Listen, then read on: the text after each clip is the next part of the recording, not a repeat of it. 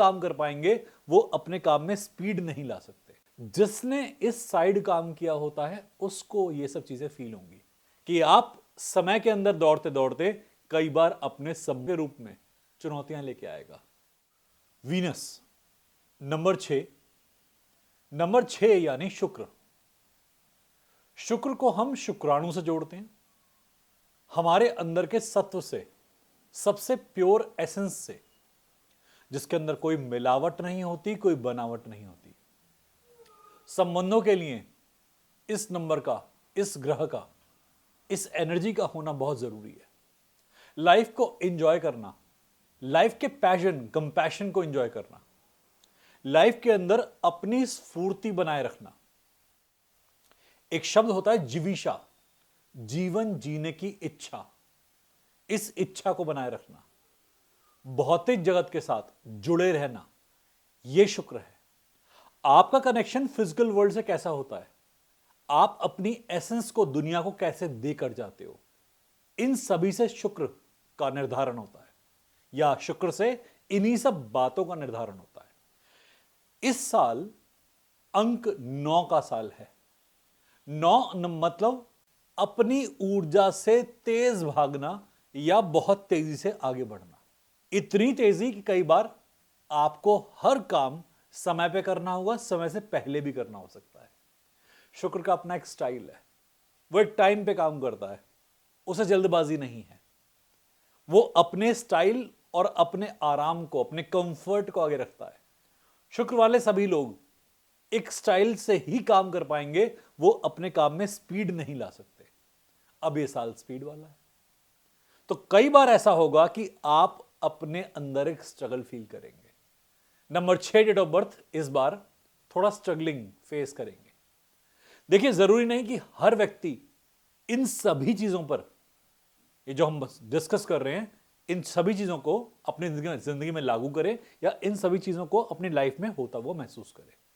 जिसने इस साइड काम किया होता है उसको ये सब चीजें फील होंगी।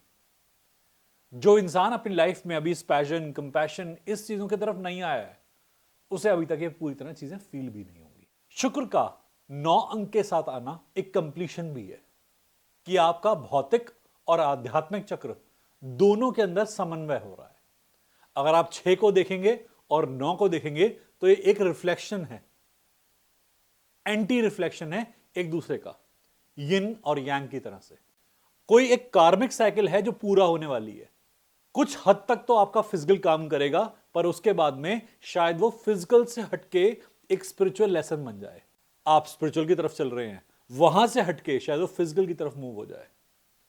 आपका आधे साल में ऐसा हो सकता है कि पर्सपेक्टिव स्टार्टिंग में तो फिजिकल हो कि दुनिया में बढ़ोतरी चाहिए, और आगे जाकर आपके मन में आए कि ये सब कुछ मोह माया है, आध्यात्म ही यथार्थ है। और ऐसा ही आध्यात्मिक लोगों के साथ भी हो सकता है जो 6 नंबर वाले हैं, कि जो अध्यात्म में चल रहे हो उन्हें यह महसूस हो कि दुनिया को जीते बगैर अंतः को जीतना बहुत मुश्किल है। तो यह साल आपके इस लेसन के लिए है कि दोनों फिजिकलिटी और स्पिरिचुअलिटी इंटरलिंक्ड होती हैं, इंटरट्वाइंड होती हैं, आपस में जुड़ी होती हैं। एक को छोड़कर आप दूसरे पर भाग नहीं सकते। जब तक आप एक पक्ष को पूरा नहीं समझ लेंगे, दूसरा पक्ष अधूरा है। इस साल 6 नंबर वालों को काफी रफ्तार पकड़नी होगी, पहले से ज्यादा स्पीड से आगे बढ़ना होगा। अपने कंसेप्ट्स को, अपने पर्सपेक्टिव्स को जल्दी आगे बढ़ाना होगा, अपना रोल टाइम पे निभाना होगा। जो काम पहले समय के आधार पर छोड़े हुए थे, अब उन्हें लेके चलना होगा। परंतु एक चीज में डिफिकल्टी आती है ऐसे चलते हुए, कि आप समय के अंदर दौड़ते दौड़ते कई बार अपने संबंधों से दूर हो जाते हैं।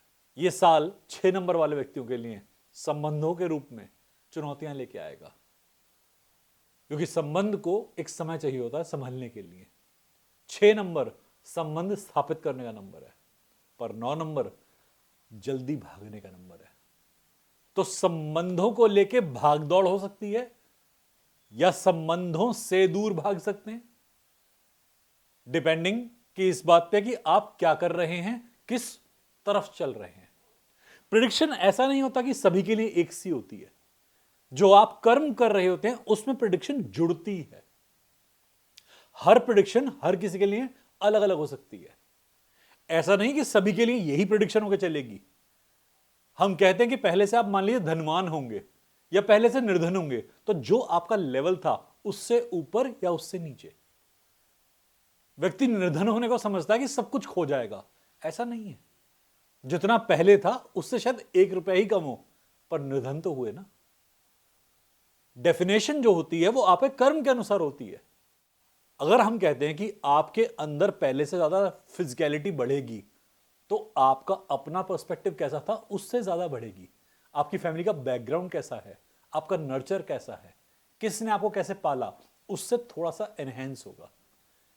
यह सबके लिए अलग अलग हो सकता है। यदि हम कहें कि सोच पे असर होगा, तो जो सोच अभी चल रही है आपकी, आपके परिवार की, आपके लेवल की, उससे कम होंगे। बुद्धिमत्ता आएगी तो जो लेवल चल रहा है उससे ऊपर जाएंगे। इसीलिए प्रिडिक्शन जो होती है वो हर किसी के लिए अलग अलग काम करती है। लोग समझते हैं कि ये एक ही चीज है और सब पर एक सी ही लागू होगी। ये आपका देश, काल, पात्र देखकर आपको लागू होती है। किस प्रकार के आप हैं, टाइम कैसा है, कंटेंट कैसा है, क्वालिटी ऑफ लाइफ कैसी है, उसके हिसाब से हम प्रिडिक्शन देते हैं। यदि मैंने कहा संबंध पहले से थोड़े से जटिल होंगे, तो आपके संबंध मान लीजिए पहले ही जटिल थे, तो अब वो टूटने के आधार पर आ सकते हैं। आपके संबंध में पहले मधुरता बहुत थी, अब थोड़ा सा दूरी बन सकती है। कई लोग सोच जाते हैं कि हमने तो डिवोर्स की बात करी है, हमने रिश्ता टूटने की बात करी है। सबके लिए कैसे? जो संबंध का अभी स्टांस था उससे थोड़ा सा नीचे उतरेंगे। इसलिए प्रेडिक्शन को ध्यान से सुनते हैं पहले, और उसे अप्लाई करते वक्त यह समझते हैं कि हम लाइफ में कहां खड़े हैं। अब पहले से ही आप मेहनत वाले इंसान हैं, आप बहुत मेहनती हैं, तो आपको तो कोई बदलाव फील ही नहीं होगा, क्योंकि आप ऑलरेडी मेहनत कर रहे हैं। बदलाव किसे फील होगा? जिसने मेहनत करी नहीं है, जो आराम से अपने घर में बैठा हुआ है, जिससे बिस्तर बहुत प्यारा है, जिसका हर काम आलस्य से शुरू होता है, आलस्य पे खत्म होता है, उसको मेहनत महसूस होगी। ये वक्त कब आया कब चला गया पता ही नहीं लगेगा। शुक्र का जो जीवन स्तर जी रहा है, जो ऑलरेडी लेविशनेस वाली लाइफ जी रहा है, उसको 9 आने पर कंफर्टेबल से हटना पड़ेगा, अनकंफर्टेबल की तरफ जाना पड़ेगा। बट जो शुक्र वाले लोग ऑलरेडी अपनी लाइफ के कारण से मेहनत कश जिंदगी जी रहे हैं, स्ट्रगलिंग कर रहे हैं लाइफ में, स्ट्रगल आ रहे हैं जीवन में, उनको 9 का अंक तो ऐसा लगेगा मजा आ गया, रेगुलर ही है, कोई बदलाव आया नहीं जिंदगी में, पहले भी लाइफ ऐसी थी, आगे भी ऐसी है। तो हमेशा प्रेडिक्शन सुनते वक्त इन सब बातों का ध्यान रखें। 6 अंक 9 वाले समय में रिश्तों को आंकेगा, रिश्तों को जांचेगा।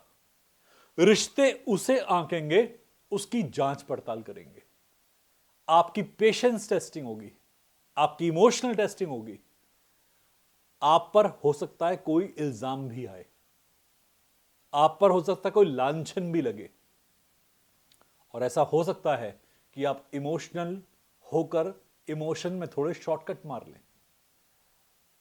इमोशनल शॉर्टकट का इस्तेमाल करें, कुछ चालाकियां करें, इमोशंस के आधार पे संबंधों में चालाकियां करें।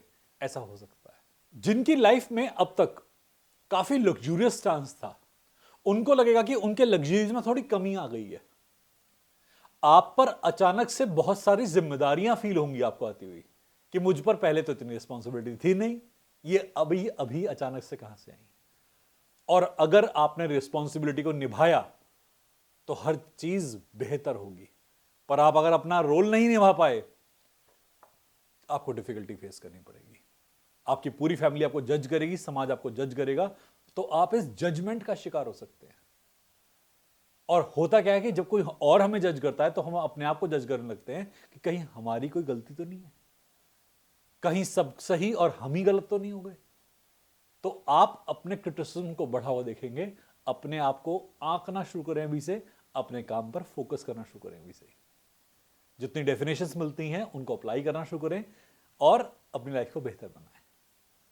उम्मीद करते हैं ये प्रेडिक्शन आपके बहुत काम आएगी। हर हर महादेव।